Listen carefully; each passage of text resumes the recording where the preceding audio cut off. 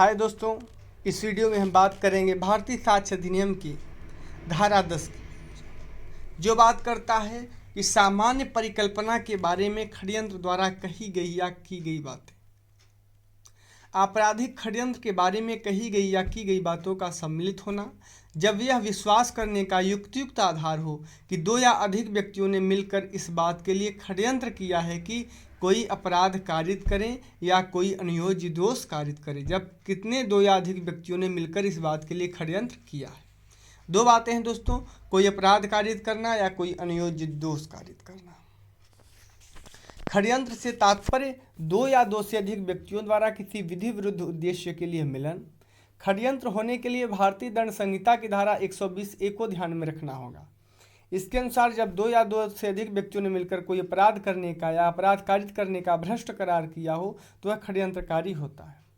षड्यंत्र होने के लिए एक से अधिक व्यक्तियों का होना आवश्यक है और एक दूसरे का आशय का ज्ञान होना चाहिए, अर्थात एक ही उद्देश्य को पूरा करने के लिए जब दो या दो से अधिक व्यक्तियों ने मिलकर कोई षड्यंत्र किया है, तब पहली बार आशय गठित करने के पश्चात उसने जो कुछ भी कहा हो अथवा जो कुछ भी हुआ हो या जो कुछ लिखा गया हो, वह सब षड्यंत्र को साबित करने का संगत तथ्य है। षड्यंत्र एक अवैध या भ्रष्ट करार है जो किसी विधि विरुद्ध उद्देश्य के लिए विधि विरुद्ध आशय से किया जाता है अथवा अनुयोज्य दोष करने के लिए किया जाता है। षड्यंत्रकारियों द्वारा किया गया कार्य अलग अलग हो सकता है, लेकिन एक ही आशय से किए जाने के कारण षड्यंत्र की श्रेणी में आता है। जैसा कि धारा 10 से स्पष्ट है कि एक बार आशय ग्रहण करने के पश्चात षड्यंत्रकारियों द्वारा कहा गया या किया गया लिखा गया कथन इस बात को साबित करने के लिए संगत होगा कि उन लोगों ने मिलकर षड्यंत्र किया है अथवा कोई अनुयोज्य दोष कारित किया है और वे सभी षड्यंत्रकारी एक दूसरे के एजेंट समझे जाते हैं और एक के कार्य के लिए दूसरा दायी होता है और वे एक इकाई बन जाते हैं, जो यह साबित करने के लिए सुसंगत है कि किस बात का षड्यंत्र किया गया है तथा कौन कौन से लोग षड्यंत्रकारियों में शामिल हैं। सामान्य आशय। षड्यंत्र होने के लिए यह सिद्ध करना जरूरी है कि सामान्य आशय के अग्रसरण में ऐसा कार्य किया गया है और दर्शाते हुए कि ऐसा व्यक्ति उस षड्यंत्र का भागीदार था। सिद्धांत यह है कि कथन या घोषणाएं एक इकाई के रूप में षड्यंत्र के अस्तित्व को सिद्ध करने के लिए सुसंगत है। विश्वास करने का युक्तियुक्त आधार।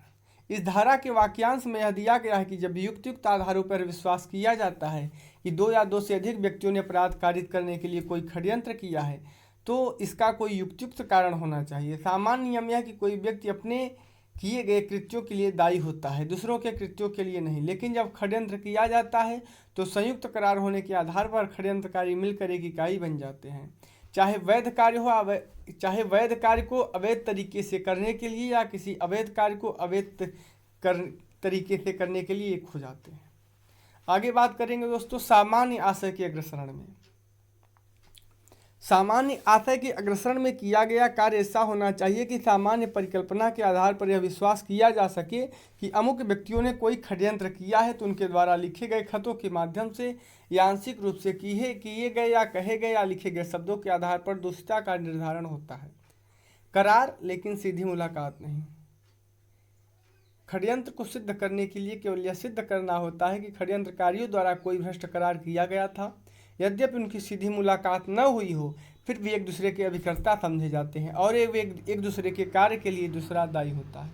इसमें केवल यह सिद्ध करना होता है कि पहली बार आशय ग्रहण करने के पश्चात क्या लिखा गया, क्या किया गया तथा क्या कहा गया संगत तथ्य है। प्रायः षड्यंत्र समाप्त होने के पश्चात या उद्देश्य विफल होने के पश्चात किए गए कथन साक्ष्य में ग्राह्य नहीं होते। बात करते हैं महत्वपूर्ण केसों की। आर बनाम ब्लैक एंड टाई। इस मामले में ब्लैक एक कस्टम ट्रक परिचालक था, टाई वहां आयात करता था। उन पर वह इस बात का आरोप लगाया गया था कि बिना पूरा शुल्क चुकाए ही माल को पार कराते थे। टाई ने रजिस्टरों में मिथ्या प्रविष्टियां की जो कपट करने के उद्देश्य था।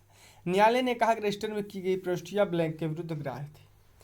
अब बात करेंगे मिर्जा अकबर बनाम सम्राट के मामले में। मिर्जा अकबर था मेहर तेजा जो असगर की पत्नी थी। उन्होंने भाई के हत्यारे उमर शेख को हत्या करने के लिए षड्यंत्र में शामिल किया और उसने असगर को तब गोली मार दिया जब वह खेत में काम कर रहा था। तीनों को गिरफ्तार करके पेशावर सेशन कोर्ट में पेश किया गया, जहां मेहर तेजा ने संस्कृति की उसने मिर्जा अकबर के साथ मिलकर असगर की हत्या का षड्यंत्र रचा था।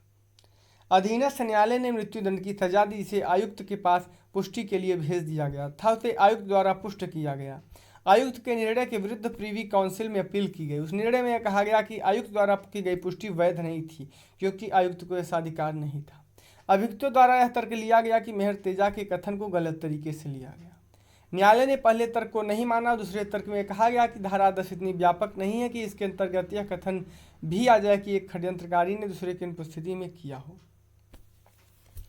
न्यायालय ने सामान्य आशय के संबंध में कहा कि आशय वहां होना चाहिए जब पहली बार इसके अस्तित्व के बारे में युक्तियुक्त आधार है कि षड्यंत्रकारियों द्वारा कहा गया, किया गया या लिखा गया कथन एक दूसरे के विरुद्ध ग्राह्य है।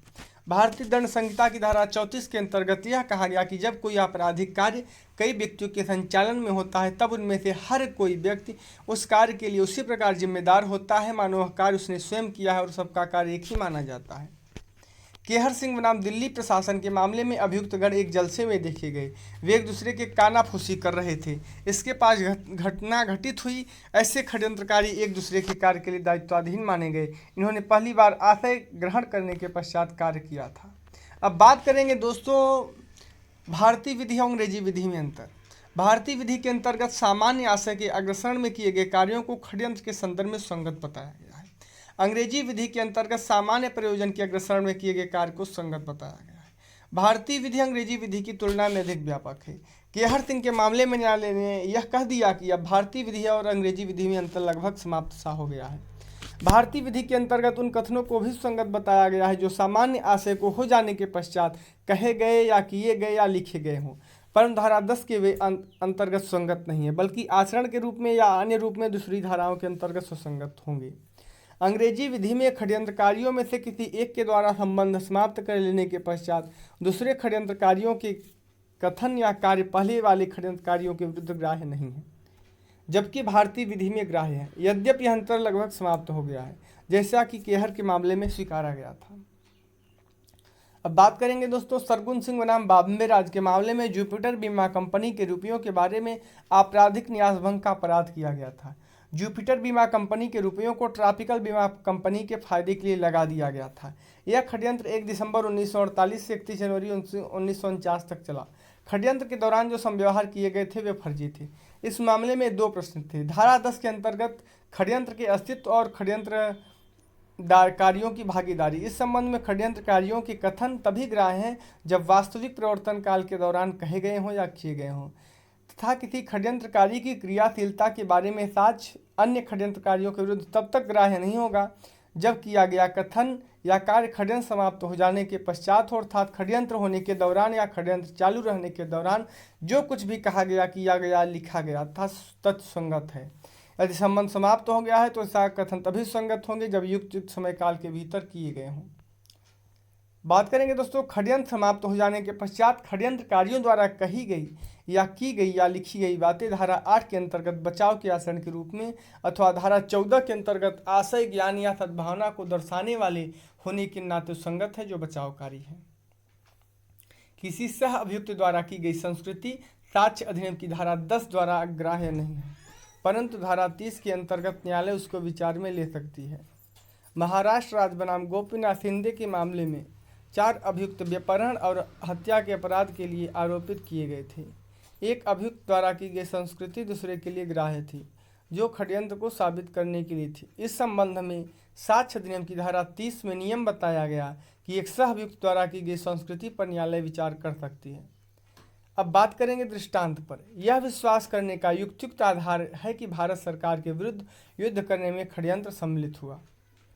ख ने उस षड्यंत्र के प्रयोजनार्थ यूरोप में आयुध प्राप्त करने के लिए ग ने वैसे ही उद्देश्य से कलकत्ते में धन संग्रह किया। घ ने मुंबई में लोगों को उस षड्यंत्र में सम्मिलित होने के लिए प्रेरित किया। अंग ने आगरे में उस उद्देश्य के पक्ष पोषण में एक लेख प्रकाशित किया। ग द्वारा कलकत्ते में संग्रहित धन को च ने दिल्ली से छ के पास काबुल भेजा। इन तथ्यों और उस षड्यंत्र का वृत्तांत देने वाले झ द्वारा लिखित पत्र की अंतर्वस्तु में हर एक षड्यंत्र का अस्तित्व साबित करने के लिए था। उसमें क की अपराधिता साबित करने संगत है, चाहे वह उन सभी के बारे में अनभिज्ञ रहा हो, चाहे उन्हें करने वाले व्यक्ति उसके लिए परिचित रहे हों, और चाहे वह उसके षड्यंत्र में सम्मिलित होने से पूर्व या उसके षड्यंत्र से अलग हो जाने के पश्चात घटित हुए हों। थैंक यू दोस्तों।